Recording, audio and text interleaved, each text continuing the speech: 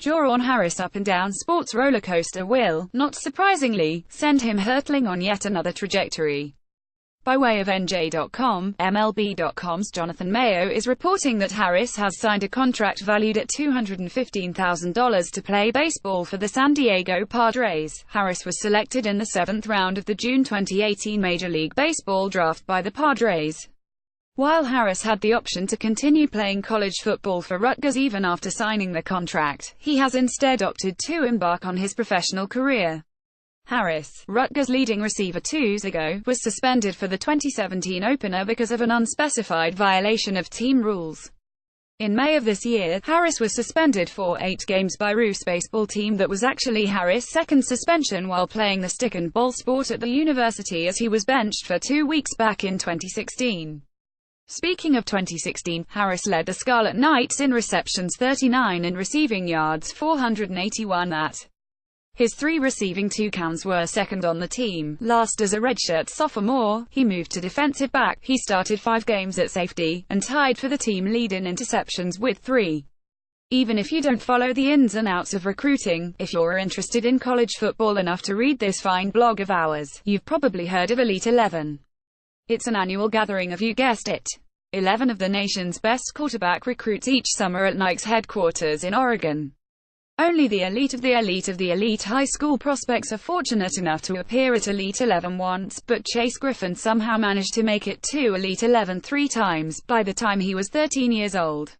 So determined to become a successful quarterback was the adolescent Griffin that he caught the eye of popular quarterback trainer George Whitfield, which led to a gig setting up cones and fetching errant balls for the likes of Johnny Manziel, Braxton Miller and Everett Golson before they were household names.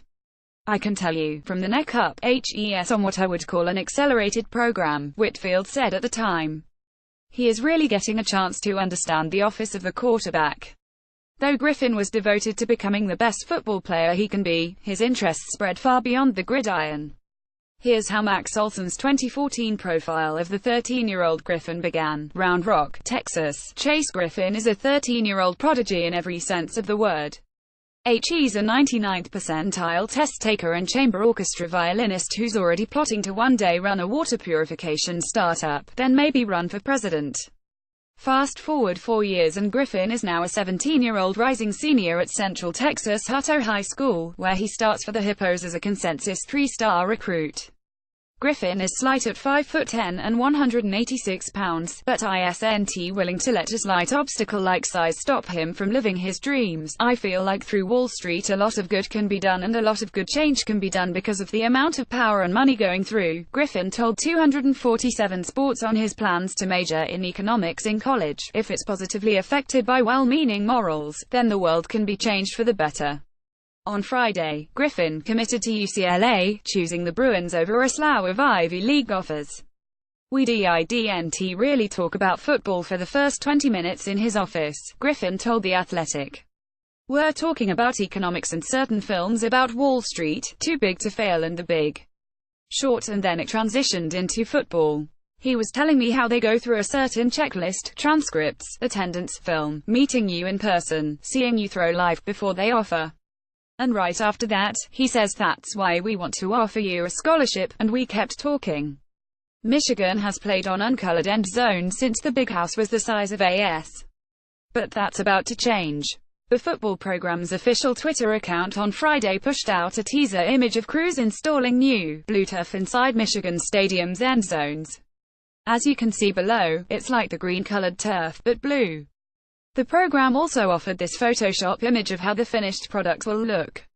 Maize and blue is one of the best color schemes in circulation, trailing only the red, white and blue in this expert's opinion.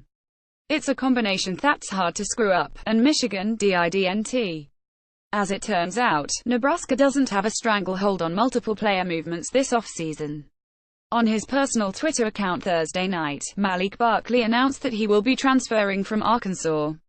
I have thought about this decision many times with my parents, Barkley wrote, and it was very tough knowing where I came from and where I am now. It's a blessing to even be here.